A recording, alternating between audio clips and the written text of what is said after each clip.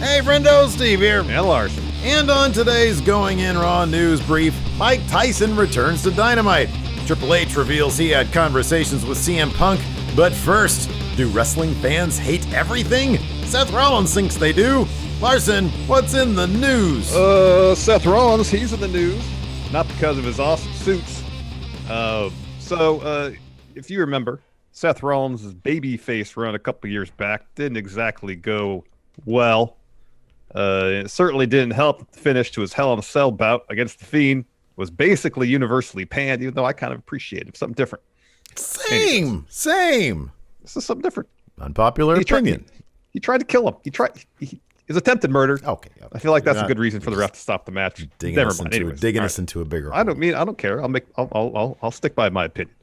Anyways, during a recent appearance on Ryan Satin's Out of Character podcast, Rollins talked about why he thinks it's hard to be a babyface in today's WWE. That's what he had to say. Quote, when you're a babyface in this era, it is hard to keep people to like you, keep people liking you. It's difficult because I think people's natural reaction is, for whatever reason, is to dislike almost everything. And I don't know why that is. That's what entertainment has turned into. So to be frustrated, unsatisfied, or not like something, that's what's cool, especially when you're told that you're supposed to like it. And so it becomes pretty hard to not let that go to your head. So my focus was trying to have good matches, have fun, tell interesting stories, things that were different. And I did that for the most part. He continues. It got weird. It got very odd. As it permeated to, I would go to live events or non-televised events, and the response was not what you would see on TV. I mean, to me, they were two totally different crowds. I'd be main eventing a live event against Baron Corbin. The crowd would be 100%, let's go Rollins, burn it down, nonstop. It was a party. And then you come to TV, and half the crowd would be, the louder half of the crowd would be up in my throat. It was very confusing. I think sometimes it pushes our creative process in directions we maybe shouldn't be going, but that's how it is. That's how the business is these days. So you got to figure it out and adapt. And if you don't, you're going to get left by the wayside. It's an interesting perspective. I don't experience life the way Seth Rollins does. And so he is definitely seeing things that are unique to his experience. I will disagree with this element of what he's saying, that fans, the people's natural reaction is, for whatever reason, is to dislike almost everything. I don't know why that is. That's what entertainment has turned into. I don't think that's true. I don't think that's true either. I think there is definitely a segment of fans in anything that, and it's magnified via social media. Yes. And these people sort of congregate via social media. You know, we see it on social media. People tend to find their own echo chambers. Yeah, right. And you know, you have a community on social media of like-minded individuals, and you feed off your like-minded opinions, and they're validated. We see that, you know, all over the place. Yeah, and there's definitely an element that, you know, I just want to be counter to everything. But I don't think and I think that element is like a super minority. You know, I don't think that that's what he's experiencing. I don't think that's what it is. Attitude of people. No, I don't think so. Why is it Mox has been able to be a super successful babyface? Hangman Adam Page has been able to be a super successful babyface. Even within WWE, Daniel Bryan has been able to be an incredibly over babyface. Let me interrupt you just for a moment. I know that you have more to add, but I think one thing in here is pretty telling when he says, especially when you're told that you're supposed to like it. I think that's more the issue. I don't think people have a negative inclination or have an inclination to look at things negatively or dislike it for the sake of disliking it. I think people have a natural reaction. If you tell them you're supposed to like this, they're going to think, well, why? You know, if the idea, you know, I think Roman Reigns is the most famous recent example of WWE pushing someone out there to be the guy. You know, some have described it as Roman being pushed down our throat. And I think we as wrestling fans all got the impression that this was the guy that we are supposed to be getting behind. This is the guy Vince wants us to cheer for. And especially coming off the heels of Daniel Bryan, where the fans elevated Daniel Bryan to the guy. I think they're Vince, we've seen this from a creative standpoint many times. He thinks he knows what's best for the fans and will book his creative accordingly. Not to say he doesn't ever change direction. He does, Daniel Bryan being a good example of that. But especially now with social media out there, where we can, anybody could toss their opinions on an app on a phone, and it could potentially reach hundreds, thousands, maybe millions of people, which wasn't the thing in the past. If there was Twitter around when Hulk Hogan was being pushed, maybe people would have reacted negatively towards that, because like, oh, here's this guy that they obviously want to be this huge deal. I can't stand him. I don't care about his pythons. I don't take my vitamins. I'm lactose intolerant. I can't drink milk. Why do I care about Hulk Hogan? There's a lot more avenues now where people can voice their opinions. And I mentioned earlier, find their echo chamber, and then those opinions are amplified. Mm-hmm. And especially in a situation where people are feel like they're being told what to like or not like. Mm-hmm. There's gonna be a knee-jerk reaction against that. It also didn't help that he didn't help himself in social media. There's some wrestlers are very savvy with it, like yes. Roman Reigns, for example. You'll never hear him. He went through so much, didn't complain at all about how the response was about what the response was to his character. Mm-hmm.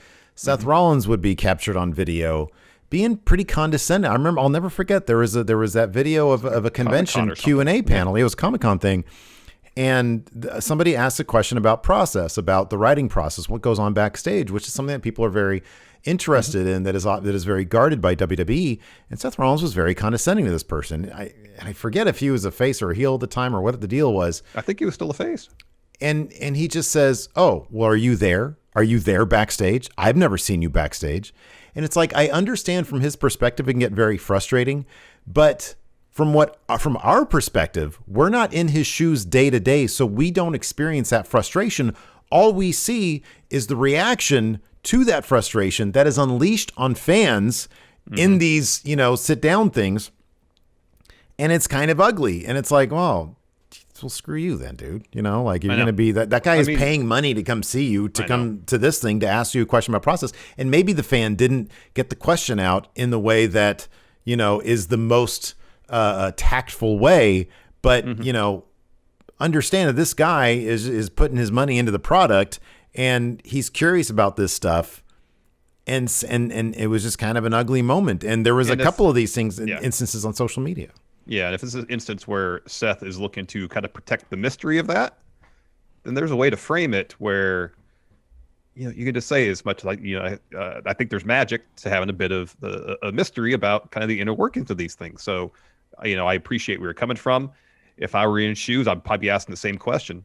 But at the end of the day, the mystery around that kind of stuff, he could easily say, I think amplifies, improves the product. So, no offense, but I'm going to push on answering the question. And that's a diplomatic way of putting it. And again, maybe he gave that answer 100 times and it wasn't captured on video. And this is the one time that was captured on video, and he was kind of over it. And I can appreciate that as a performer, especially in front of thousands upon thousands over the span of years, millions of people live. He's a good gauge of what's working and what isn't working. It's just, you have to wonder if his perspective is somewhat clouding the actual reasons as to why things aren't working, and it comes out like this. And also, especially when they're on the road, the men and women who work for WWE work unreal schedules. They're on the road all the time. In the same podcast with Ryan Satin, he was talking the Shield days. He was on the road 300 days a year. They're tired. Yeah. They're worn out. Yeah. Probably at times burnt out.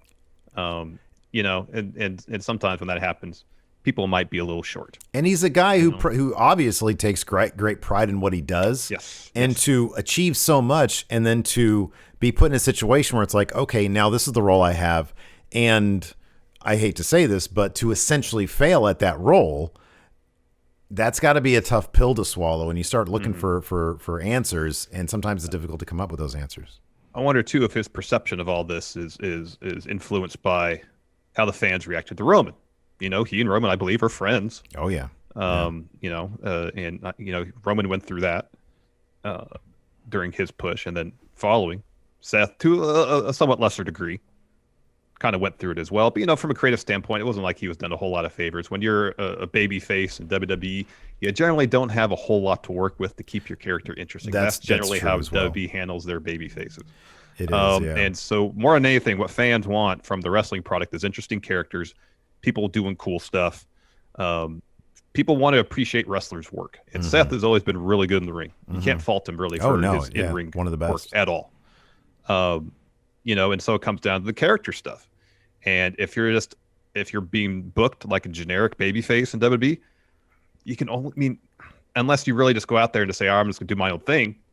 It's hard for you to veer outside the parameters I'm sure you're being given for the particular storylines you're in. And if it's just not meaty stuff, it's hard to get people invested in it. One function that WWE has with baby faces, and you see this with Drew McIntyre, is to be kind of like a host to the fans. Drew McIntyre has opened how many episodes of Raw, sort of recapping stuff, being very, what's the word? Affable, I guess. And he's just a pleasant personality.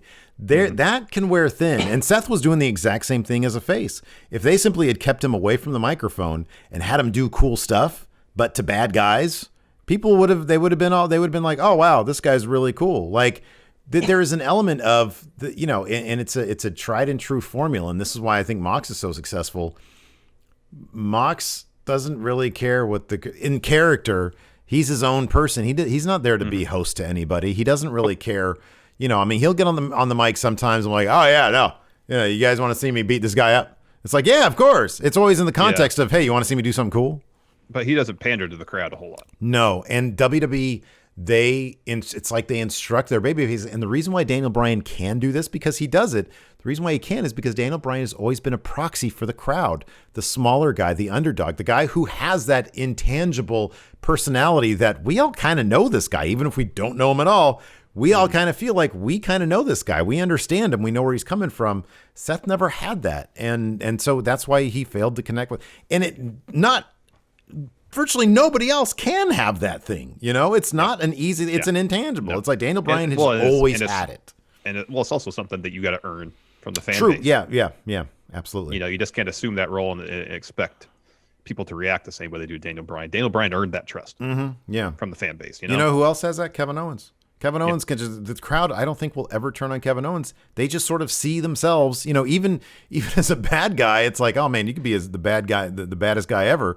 But it's like with Kevin Owens, you just always feel, oh man, I feel this guy, Especially early on in NXT. Yeah, he was a heel, but you understood his motivations. He's always made his motivations clear. Yeah, that's the great thing about Kevin Owens too. Yeah, totally. Let's talk the Wednesday Night Wars, Steve. They're coming to an end, but that doesn't mean AEW is pulling punches. This week's edition of Dynamite, they're going head-to-head with Night 1 of NXT TakeOver Stand Deliver. And then today, AEW announced that Mike Tyson will be making an appearance on tomorrow's episode to try to get those ratings up. That's not what AEW said, but that's the idea. Anyways, the press release didn't indicate what Tyson would be doing, though it did mention that, quote, Tyson appeared at the Double or Nothing pay-per-view event in May 2020, followed by a memorable AEW Dynamite episode where he brawled with Chris Jericho in the Inner Circle. Unlike last May, there were no fans in attendance at Daly's Place in Jacksonville. Fans will now have the opportunity to see Tyson in person this Wednesday night in a safe live event setting. So now that the Inner Circle is deep in the feud with Pinnacle, you got to assume, at least to a certain degree, Inner Circle's be assuming the babyface role in that particular feud. Oh, yeah. Unless Mike Tyson is recruited by MJF to join Pinnacle, I don't see how Tyson will step in to potentially further anything with Jericho, but you never know. So I'm just trying to think of what other roles, something else Tyson could be doing on Dynamite. Is there losing a match to Cody? Is that a possibility? Cody brings him in. What's Cody doing these days? He's in a feud with QT. Oh yeah, QT. Oh, Mike Tyson can become a Nightmare Factory student. Head trainer. Yeah. Yeah, that's good. Yeah, I really don't know. I suspect it would have something to do with the Inner Circle. They would get another sort of leg up on Pinnacle before ultimately Pinnacle gets some sort of ultimate victory. Win in a blood and guts match at Double or Nothing. Yes. Yeah, well, if they don't call it that, I don't have to pay you a dime. Moving on here, let's talk about a guy who I'd love to pay a dime to show up in wrestling again, CM Punk. And evidently the game is trying to do it, or at least he was. So Triple H and CM Punk, Larson, obviously never seemed to really be on the best of terms. Oh, remember when CM Punk gave Triple H cry face that contract signing with John Cena, talking about the chaperone Straight DVD? to DVD, same as yours. Oh, wow. So anyways, any discussion between these two is probably pretty noteworthy. During an appearance on Pardon My Take yesterday, Triple H was asked about when he last talked to Mr. Phil Brooks. His response in these transcripts come to you via Cage Side Seats is as follows. I'm not going to do this in Triple H voice. He said, last time I talked to him like a year and a half ago, year and 3/4 ago. So like almost 2 years ago. He says, it's a funny thing that people constantly will say, when his return is but in some way, I don't know whether he does or not, but that has to be what he wants. When people talk about, well, make the call. What says if we make the call, he wants to answer? What says if we make the call, he doesn't go like, yeah, I'm not interested in doing that anymore. Maybe he's just done with it. I think that those are conversations that only those people can directly answer.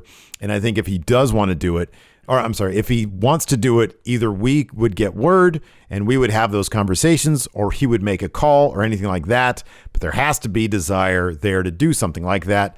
The business is just too all in just to go like, all right, I'll do it. So interesting. They had those conversations. And this was around a year and a half ago.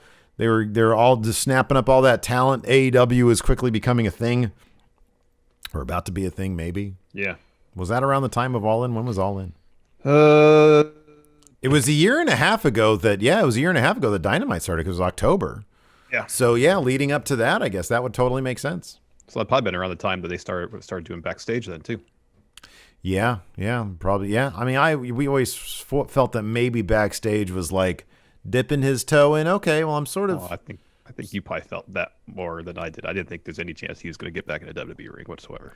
Well, I thought it was absolutely was possible. Why not? The guy likes money. They were giving out money hand over fist. He even named a price, which is astronomical, but a negotiation starts at an astronomical price. So sure, absolutely.